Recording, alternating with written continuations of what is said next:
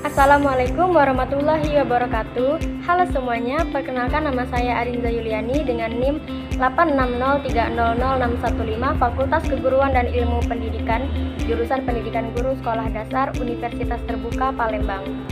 Pada video ini, saya akan menyelesaikan tugas filsafat ilmu dengan judul ontologi, epistemologi, dan aksiologi sebagai fondasi utama filsafat ilmu. Pernahkah kalian bertanya-tanya bagaimana sebuah pernyataan bisa dianggap sebagai ilmu pengetahuan? Mengapa ilmu itu ada dan untuk apa kita mempelajarinya? Jawabannya ada pada 3 pilar utama filsafat ilmu: ontologi, epistemologi, dan aksiologi. Dalam beberapa menit ke depan, kita akan membedah bagaimana ketiganya bekerja membangun bangunan ilmu pengetahuan. Pertama, kita bicara soal ontologi. Secara sederhana, ontologi bertanya apa yang sedang kita kaji. Ontologi membahas hakikat dari objek yang diteliti. Misalnya, jika kita bicara soal biologi, ontologinya adalah makhluk hidup. Jika sosiologi, objeknya adalah interaksi manusia. Di sini kita menetapkan batasan realitas, apakah objek itu nyata secara fisik atau abstrak seperti ide. Tanpa ontologi, ilmu tidak punya arah karena tidak tahu apa yang sebenarnya sedang ia bicarakan. Contohnya, dalam ilmu kedokteran, objek ontologinya adalah tubuh manusia secara fisik dan fungsi. Biologisnya, kita menetapkan bahwa yang dikaji adalah sel, jaringan, dan organ untuk memahami apa itu sehat dan apa itu penyakit. Setelah tahu objeknya, muncul pertanyaan kedua, epistemologi. Ini adalah soal bagaimana cara kita tahu. Epistemologi membahas sumber, metode, dan validitas ilmu. Bagaimana ilmu itu diperoleh? Apakah lewat pengamatan empirisme, logika berpikir rasionalisme, dan eksperimen? Di sini pula kebenaran diuji. Sebuah informasi baru bisa disebut ilmu jika metodologinya sistematis dan dapat dipertanggungjawabkan. Singkatnya, epistemologi adalah resep atau cara memasak ilmu tersebut. Misalnya, bagaimana dokter tahu seseorang sakit? Secara epistemologi, ilmu kedokteran menggunakan metode observasi klinis, pemeriksaan laboratorium, dan uji coba terkontrol.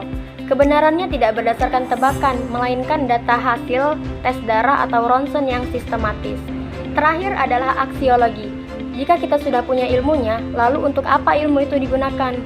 Aksiologi bicara tentang nilai, etika, dan estetika. Ilmu itu netral, tapi penggunaannya tidak. Disinilah moral berperan. Apakah ilmu nuklir digunakan untuk energi atau senjata? Apakah kecerdasan buatan digunakan untuk membantu atau menipu? Aksiologi memastikan bahwa perkembangan ilmu pengetahuan tetap berjalan beriringan dengan kemaslahatan manusia. Contohnya, untuk apa ilmu kedokteran ini? Tujuannya adalah untuk menyembuhkan penyakit dan mengurangi penderitaan manusia. Di sini juga berlaku etika profesi, seperti kewajiban dokter menjaga rahasia pasien dan tidak menyalahgunakan obat-obatan. Lalu, bagaimana ketiganya berkaitan? 3 pilar filsafat ilmu ini dihubungkan oleh pertanyaan yang berkesinambungan. Pada objek ontologi, apa yang ingin kita ketahui? Contohnya tanaman obat.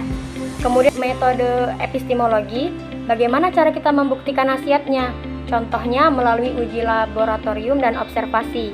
Yang ketiga, nilai aksiologi, mengapa ini harus diketahui dan bagaimana dampaknya bagi manusia?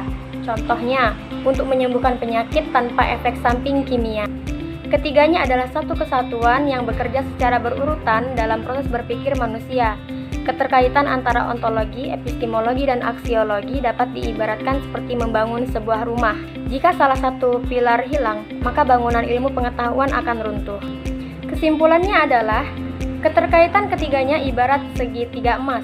Ontologi menjawab apa dunianya, epistemologi menjawab bagaimana cara memahaminya, dan aksiologi menjawab mengapa itu penting bagi kita. Inilah yang menjadikan sebuah pengetahuan disebut sebagai ilmu.